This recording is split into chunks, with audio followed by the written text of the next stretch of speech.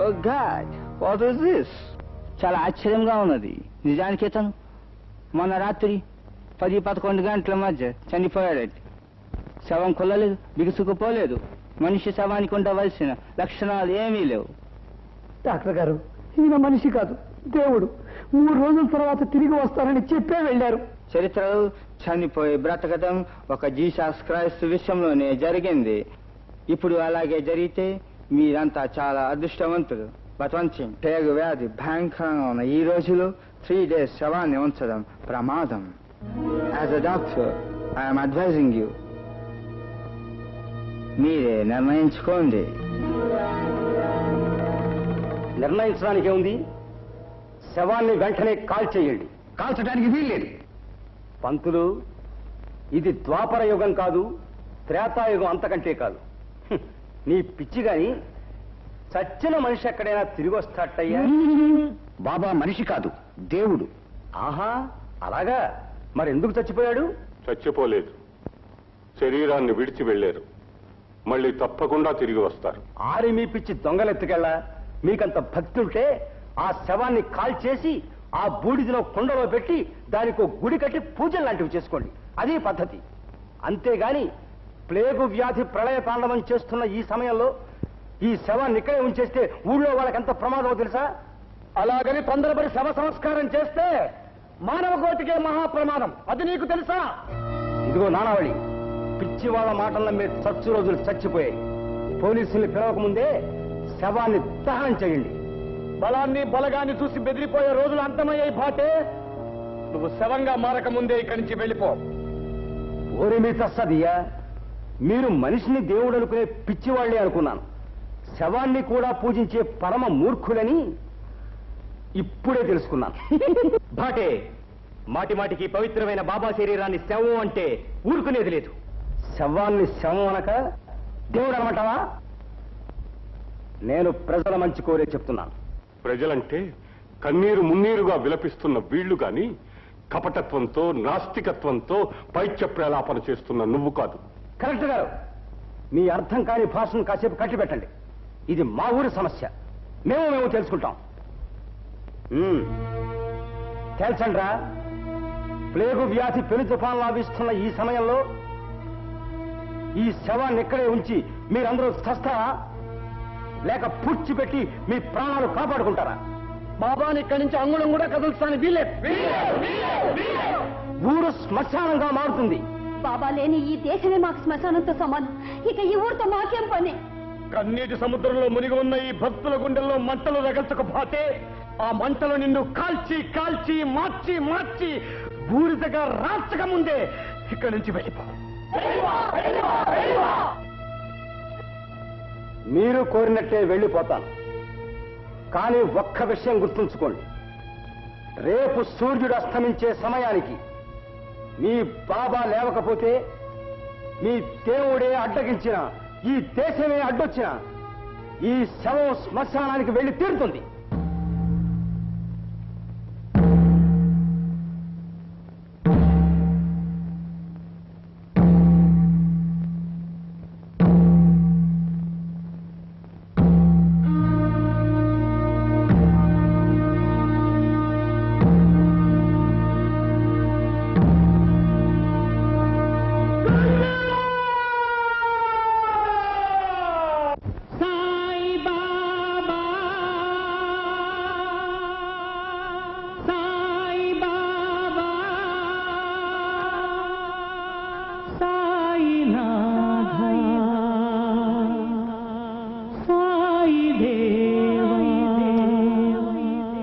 సత్యం సత్యం నిత్యం నిత్యం నీవే కావా, నువ్వు లేక నాథలం బ్రతుకంతాయోమయం, నువ్వు లేక నాథలం బ్రతుకంతాయోమయం. బాబా ఓ బాబా, ఇక నీ పరీక్షకు మేమాగలేము, ఇటు ఈ నిరీక్షణ మేమోపలేము.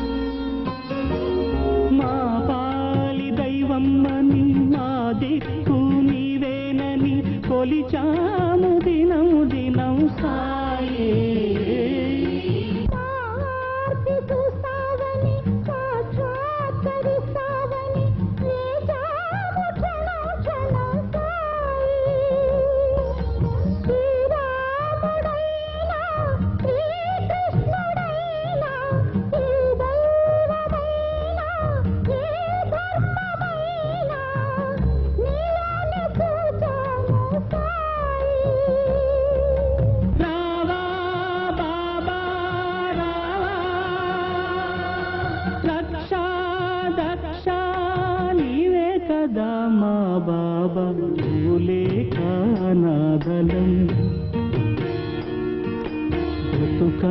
బ్రతుకంతాయోమయం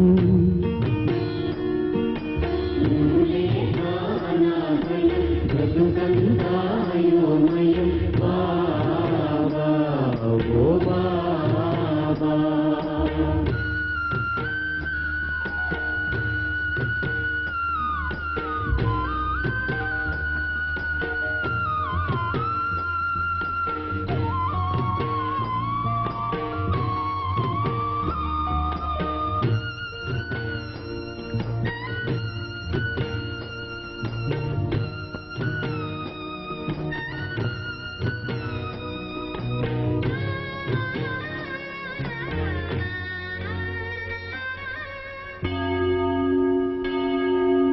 మా యేసు నీవేనని మా ప్రభువు నీవేనని ప్రార్థనలు చేశామయ్యా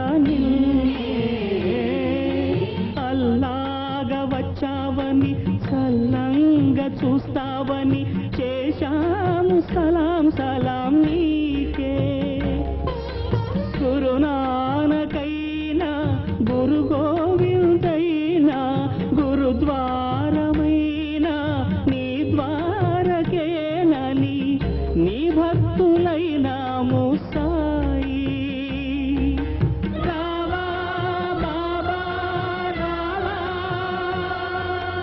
రక్షా దక్ష నీవే కదా మా బాబా నువ్వులే కానాదలం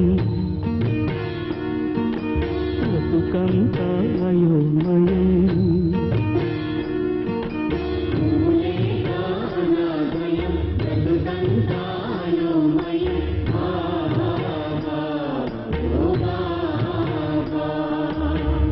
ఇక నీ పరీక్షకు మేమాగలేము,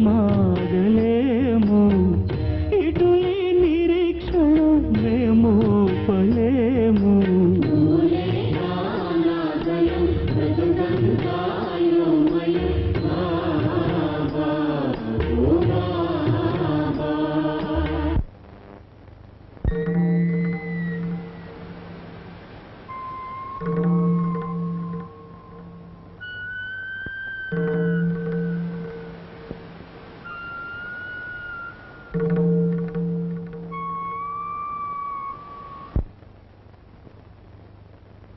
కృష్ణ సాయి కృష్ణ సాయి రామ సాయి,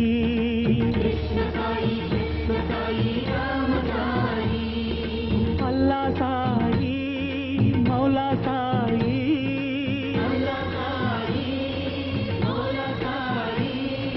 నానక్ సాయి గోవింద్ సాయి యేసు సాయి